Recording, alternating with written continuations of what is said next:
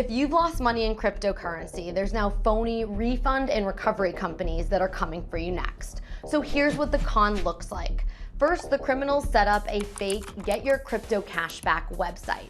These look similar to the US State Department website to make it look legit. Now, for all people who fall for this and enlist, you can be contacted by phone, email, even social media, and they're gonna ask you for very personal information, like your social security number or passwords to your accounts.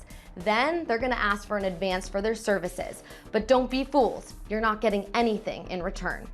You know, there's that old saying, about the bank robber, like why do you rob banks? And the answer is because that's where the money is. One of the downsides, and one of the things that may actually help us constrain how far this goes, is that the value of cryptocurrency has been dropping.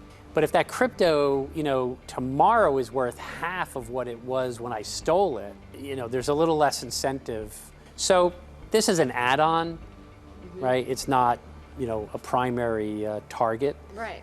It's opportunity in the moment.